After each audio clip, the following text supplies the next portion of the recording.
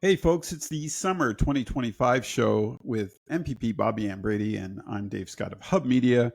And today we're going to talk about, I'm sure we're going to get deep into political stuff and, all that really nasty stuff that Bobbi and I love to talk about. But today, to start, I'm going to give folks an opportunity to find out more about who you are, because I think that's important. You and I talk, probably a couple times a month, and it's always really fun conversations, but we never really share that with the folks because that's kind of private. But I did come up with a few questions I thought that would maybe help folks understand you. They see you making speeches, they see you in events, they see you all over. But what about the other side of Bobbi and Brady? Let's go in there for a minute. First question is favorite song when you were a kid cruising the beaches of Haldeman, Norfolk, so Turkey Point, Long Point, Dover. What was the tune that had you? I'm kind of curious about this. Bon Jovi, Living on a Prayer. Oh, there it is, folks. Were you big? You had it cranked and you were singing along, big right? John Bon fan. Were you a big hair girl? The big curly bangs. Oh, teased them there up you go. every morning. So all teased up. Mm-hmm. Okay. Yep. Most famous person you've ever met? Ooh, King Charles. Oh, yeah, you did tell me that. Yeah, before he became king. Yeah, he was Prince Ben. So he's just a prince. He was just a prince. Nothing special. And Camilla as well. And can I just tell the story? Because I didn't want to like Camilla. Because You didn't want to like her? Is that what you just said? I know, that sounds mean, but I was a big Lady Di fan, right? So growing up, yes. My parents and my grandparents had friends in England, and my mom and dad were actually in England when Chuck and Di got married.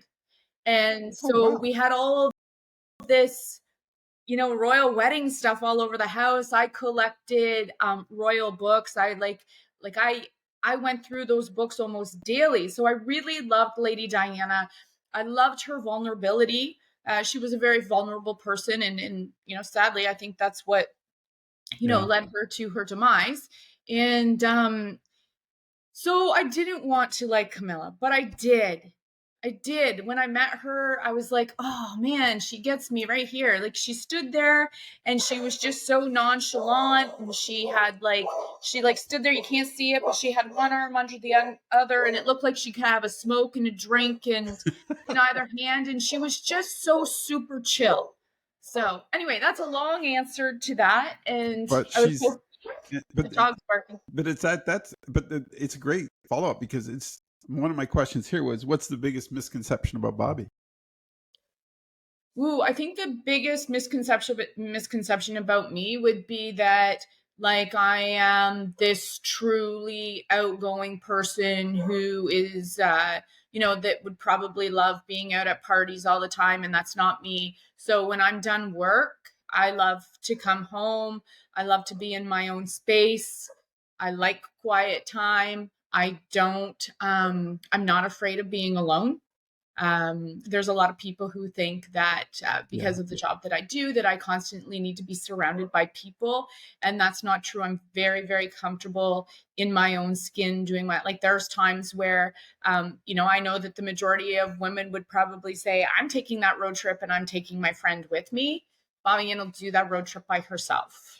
Oh, good. That's nice to hear. What was your favorite children's book you read to your kids? Ooh, The Kissing Hand. I don't know if I know that one. Oh. It's about, there's a few of them. I thought you would go with Paper Bag Princess, to be honest with you. No, that never mind, overdone. No, this one's about a family of raccoons and little Chester's, afraid to go to school, and mom kisses his hand, puts it in his pocket, and when Chester's at school gets upset, he pulls out the kissing hand. And yeah, they were just cute little books. There was kind of a little series of them, and your kids enjoyed them, eh? Yeah. Driver or passenger? Driver. I don't trust anyone else. Let's go into that one. There seems to be that might be a control thing. I'm not trust saying issues, we could really dive into Dave, that one. Nobody can drive like me. All right.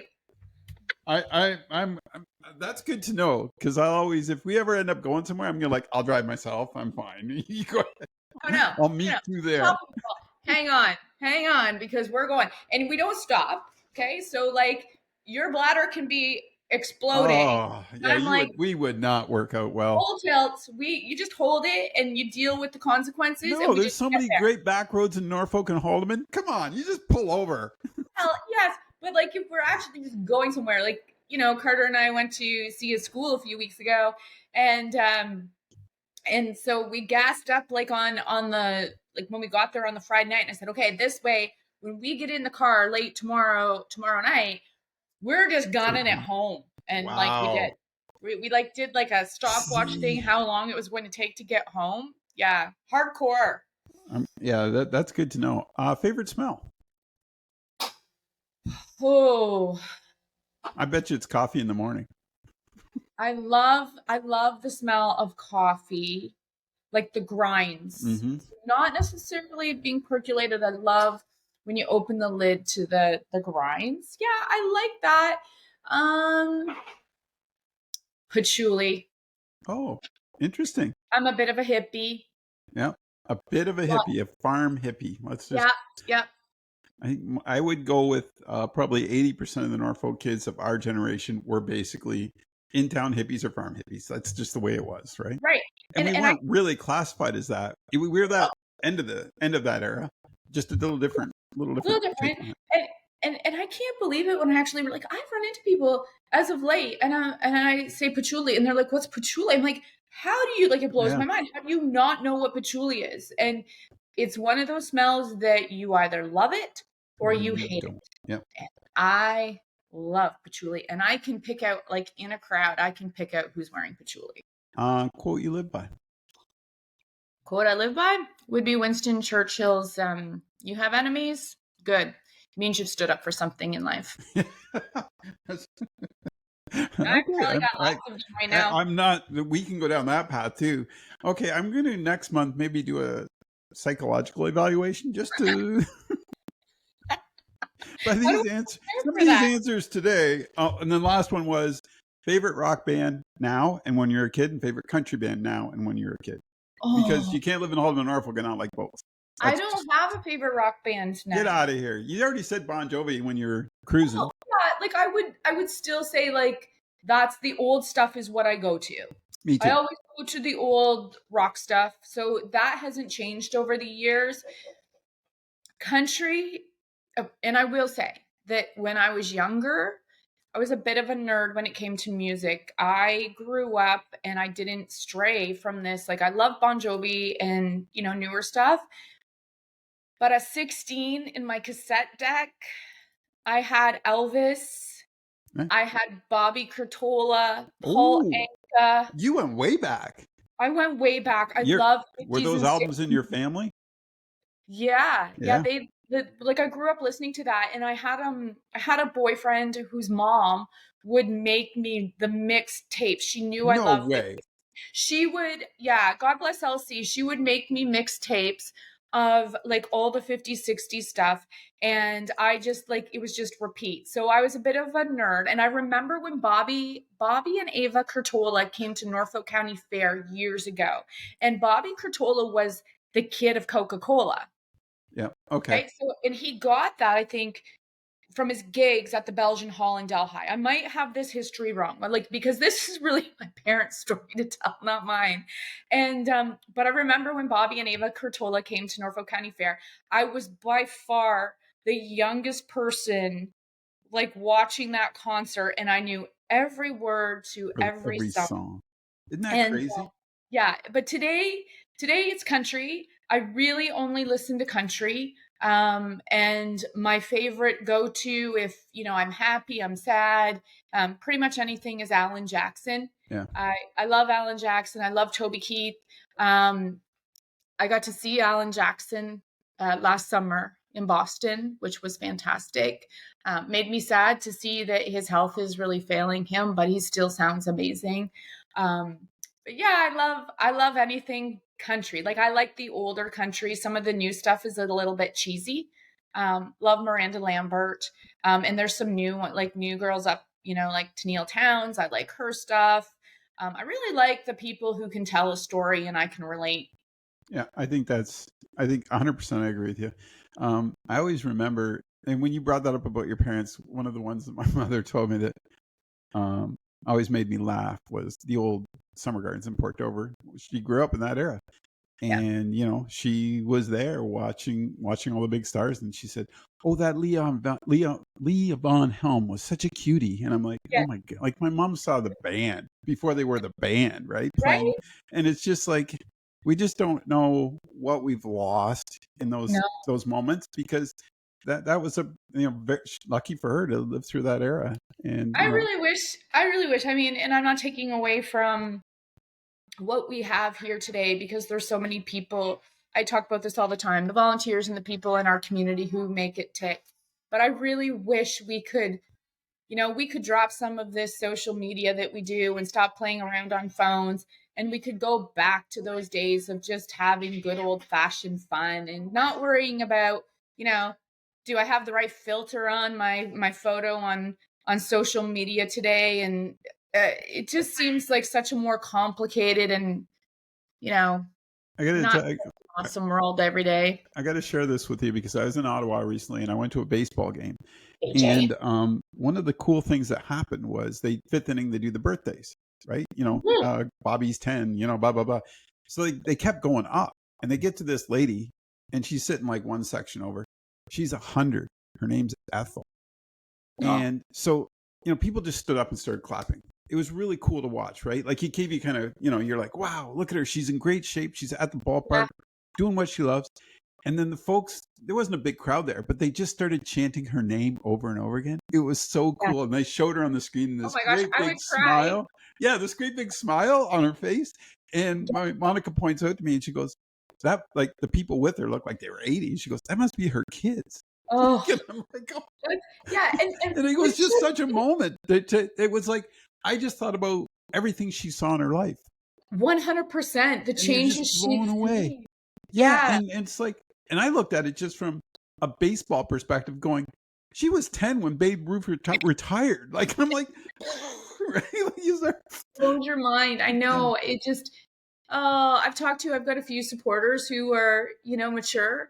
And when you talk to them, especially, there's a few that I really talked to a lot during the pandemic. And hearing their perspective on some of these things, and there's just such a wealth of information to tap into. um some of these folks who are on in their years, in their golden years, and yet we don't seem to do it. Some of my favorite times as MPP, and it just happened a few weeks ago. I have a few retirement residences and long-term care homes that will invite me in just to visit. And during the campaign, one of the staff pointed out that it's important for us to go there because they feel forgotten. oh yeah, And that really struck a chord with me, right? So I make a conscious effort to go. And a few weeks ago, I was at Rosewood in Simcoe, and they had an Elvis like an Elvis singer there. And we danced the afternoon away, and no better feeling, right? And there was one fellow, and he doesn't see very well, but he we danced a few slow songs together, and all that kept going through my mind is who he was missing. yes. Yeah. I So it is that, but that's, and I got to give you a lot of credit because I'm the same way because some of the best people in my life have passed were older fellas that were just really, I just wanted to hear the stories. I wanted to be mentored by them because their look at who we were in Haldeman, Norfolk was totally different. Like yeah, they saw all the good. You know what I mean? And they wanted to make it better. It and wasn't we it wasn't the other yeah, way. and we forgot. There's a lot of times where we forget about gratitude, and we forget Empathy. to feel some of these things that we should be feeling. And I see it all the time, and the instant gratification. And I go back to like the Miranda Lambert, the country song, that one song where she talks about uh having to wait. Forget what the song's called. It was just in my head and now it's escaped me. But having to wait, like when you put a letter in the mail, you'd have to wait. Now, if we wait 10 seconds to receive someone's text, we're a little bit pissy about it. Like, you know, there's all these things that have happened in Ethel's 100 years and in all these folks' years that they're probably shaking their heads at us and going, my goodness, these people, like, they don't know how to be patient. They don't know how to be gracious. And it's really not our fault. We've been conditioned this way, but I wish we could be unconditioned. The funny part was when you were saying that too, because I was thinking of a story that I was told a little bit ago about when on the second election, and this person was a senior and he hadn't made up his mind how he was going to vote. And he said, he told me he voted for you. And I said, okay, well, what happened? Why did you vote for Bobbi? And he said, well, I met her and she gave me a hug. I'm a hugger. Right. But the point was, he recognized that you actually care about who he was as a person. Yeah. And that struck a chord because it's exactly what you just said. He just felt he was forgotten. Yeah. And I think those little things that we kind of, you're right. We got to remember them and we got to support it. We got to be empathetic and we got to, the lack of appreciation, I see it a lot and it bothers me, to our seniors is incredible. They've lived a life. They've learned, they've struggled, and when somebody blows them off, I'm like, dude, come on. Like, you don't know what they had to do to get to this part of his life, right? Just the survival. They laid down much of what we benefit from. And, you look at the Norfolk County, for example, and the fact that we barely, like, what, do we have any gravel roads here? I mean, there's one down the road from me here, but these people worked their arses off to, make sure that things were good for their community. And there's still people who do that today, but right.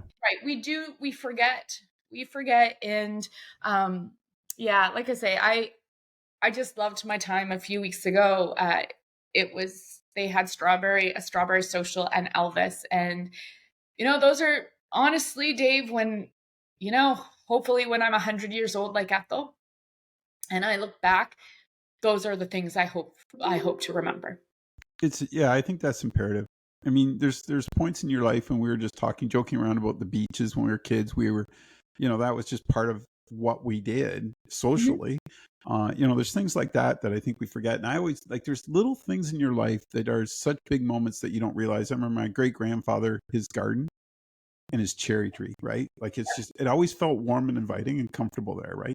Those little things that we going to sort of keep going in society, but create that environment for everyone so that they can, have those moments.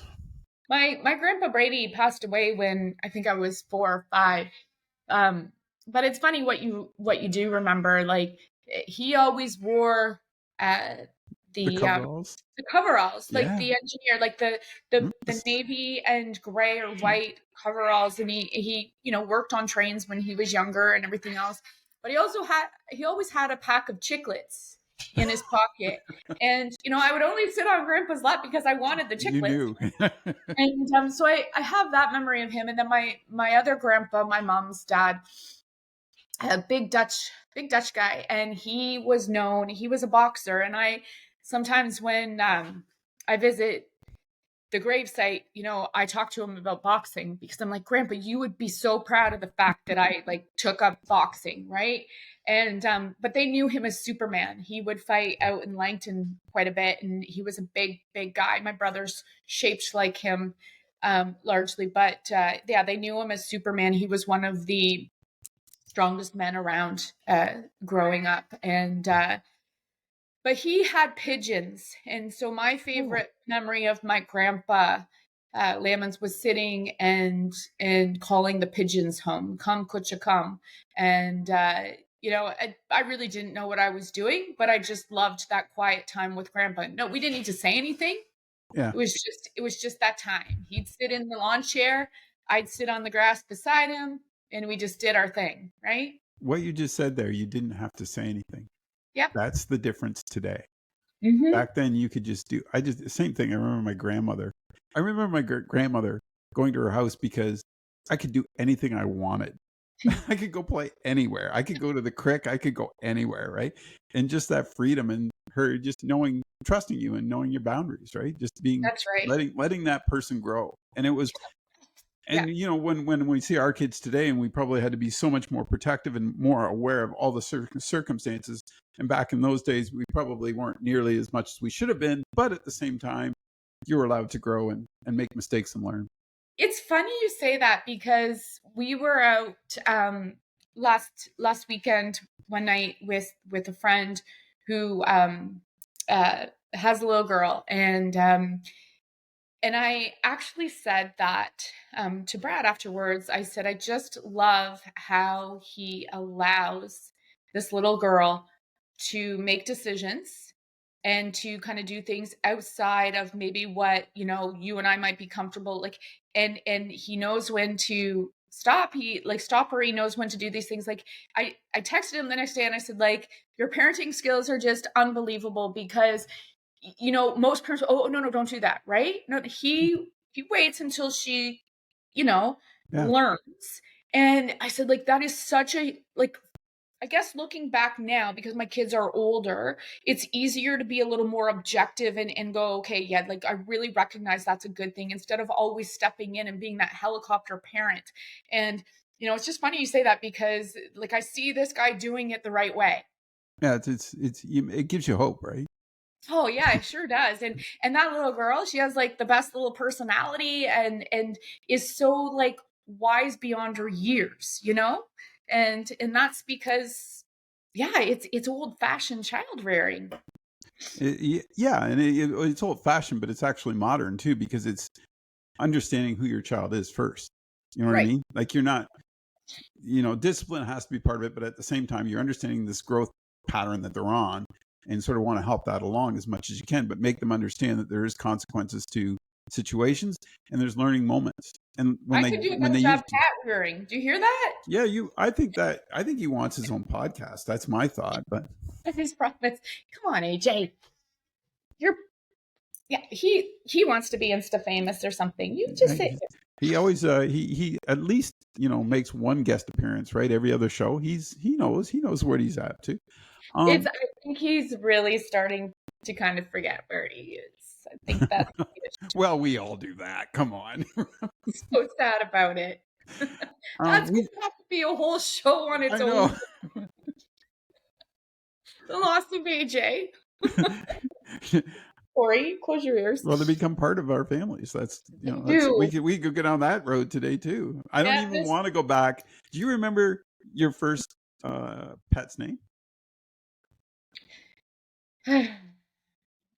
Well, we had lots. Like when I was a baby, we had. Oh yeah, but I mean, like the first one that was sort of your, mine. Yeah, Mitzi. Sad story. It's like a backcountry song. I went with I think ours was a lab, Sandy, right? Everybody had those. Everybody has one. But yeah, I mean, I should have put that should have been on your list of questions today. Well, it was because I had worked when I was 11. I think I've told the story how I worked in tobacco.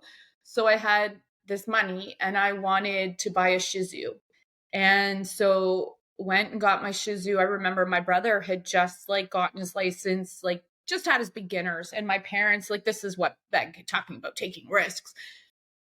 Lets my brother take me in the middle of a snowstorm to Elmer to pick up the dog. And the lady's like, no, we can wait. Like, we'll, there was no waiting. The dog, like, this was the day I was getting the dog. So we went and got the dog. We made it home okay. But cutest little thing, little Mitzi.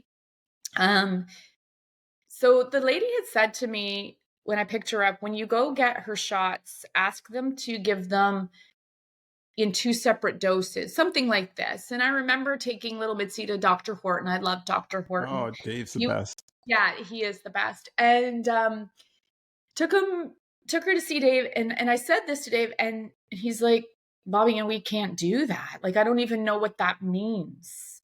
And so there was some suspicion there. And by the end of the appointment, Dr. Horton told me my puppy was not going to live very long. Oh. He had a heart murmur the size of, Texas. Yeah. And she was just this little ball of fur. And so he did me all these beautiful favors, like took her and tried to make her better at the University of Guelph and did all this in yeah. So I only had her a short while, but Mitzi that was my lasted. first girl. Yeah.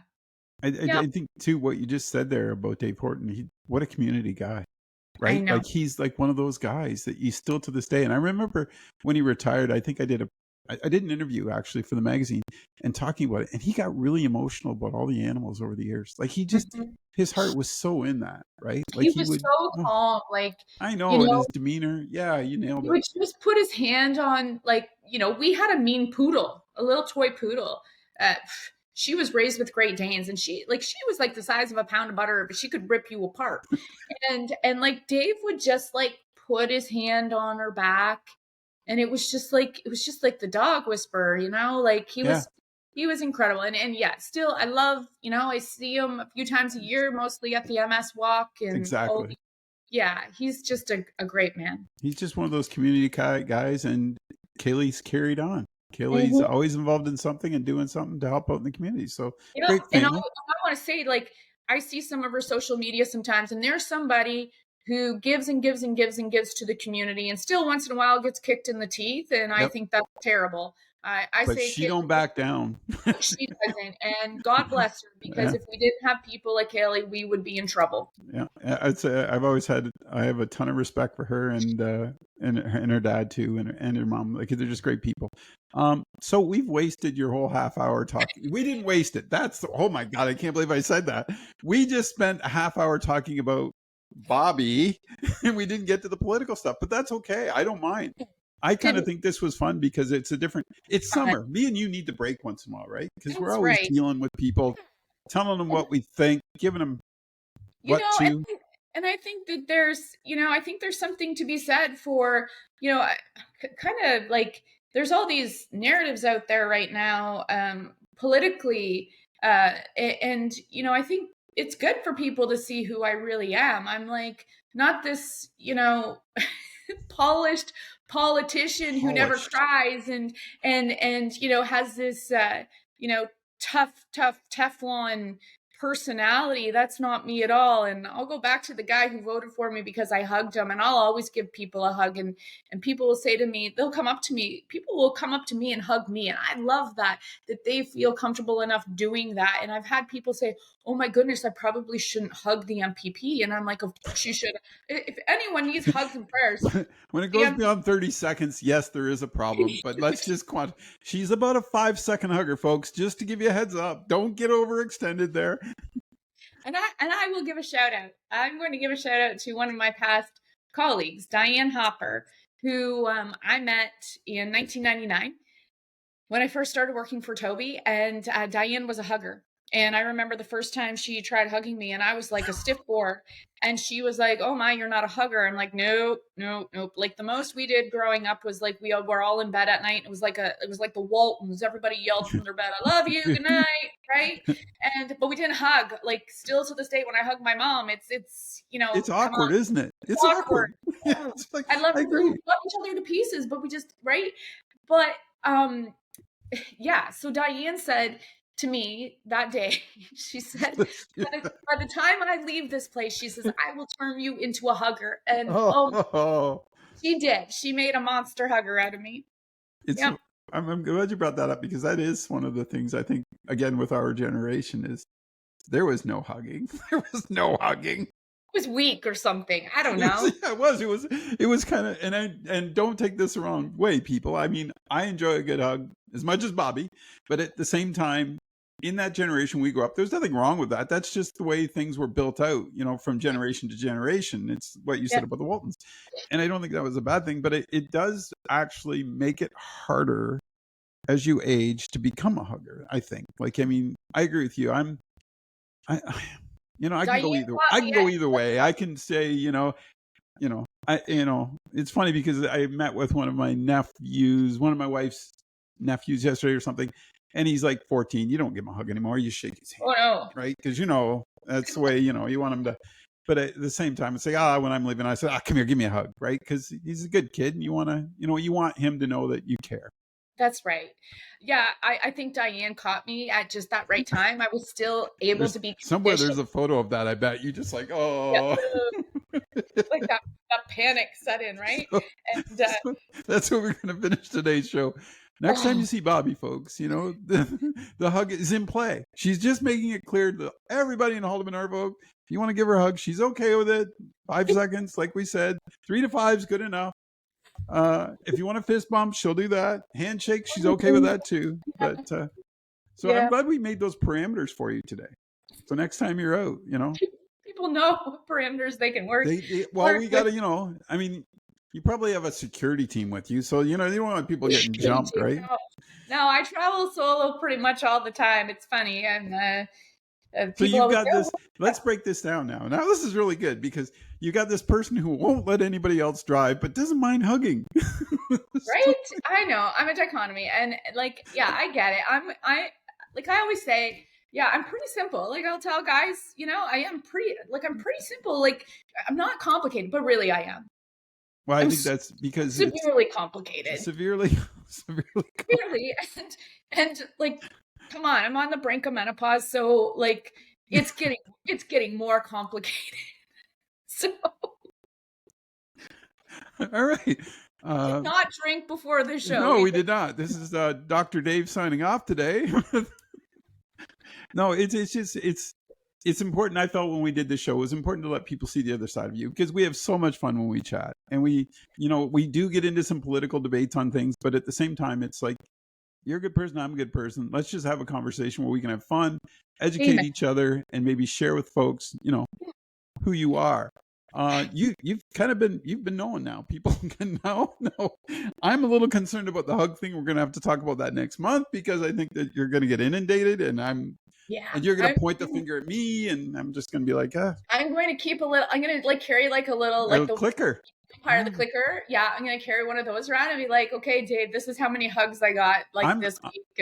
And I'm curious now, I think you always can, when it's a legit hug, right? When people the sincerity's in it, right? Then you're like, yeah, that's cool. Yeah. And I love the hugs, and people say that, oh, I want to hug you, or I pray for you. And when people tell me they pray for me, that really hits me. The fact that they actually, when they, pray, that they think to pray for me that's not lost on me. And I really do appreciate that. I always feel, I hear you on that one. And I'm always like the guy that says, I'm just going to send you my love. Good vibe. Yep. Right. That's the same thing. Yep. Absolutely. So, for anybody out there to really get in her good books, if you have a chicklet and you want your hug to go a little longer, I'm just saying. That's right. Thanks for doing this. Stay out of trouble. Have fun. Have a great summer. We'll talk September. Let's get together September. It could be September. Well, I don't know. What month is it now? July. Oh, I guess we could do an August show. What the hell? We'll do an August show. People say to me, if they don't see us after a while, I get these texts, especially from my mom. Why haven't you done a podcast with Dave? Now, is your mom going to watch this one? Because she's going to want her own podcast after this because she's going to. You don't want that. I think but those stories might be pretty good. I told her to turn down the Bon Jovi. I took her to see Bon Jovi once. You did? She loved it. And okay, sorry, folks. We've got a Bon Jovi story in the house. I got her tickets for Christmas, and I had seen this particular concert before, so I knew what happened. Is he came up the back on this platform through the floor of the stage wherever we were, Maple Leaf Gardens or Rogers Center, whatever it was at that point. And he came up, and then he ran around, and he did high fives and stuff. Oh, so. We were right at the boards, right? So we were kind of front row along the side, and I'm like, oh my gosh, she is going to collapse when the John Bon runs by and touches her, right? And she did. He came along and he shook all of our hands and everything, and she turns to me. It was really creepy. She turns to me and she's like, I'm never washing this hand again. Did she have that starstruck look in her eye? Yeah, it was weird, creepy, weird. I'm like, oh, mom, it's really not. With your mom, but that's what an opera. If you're going to see Bon Jovi, right? It'd be pretty cool to see it with your mom, right? That's Yeah, and to be that close to the stage and have some fun with her for sure. Yeah, the other one that we'd seen together was Cher.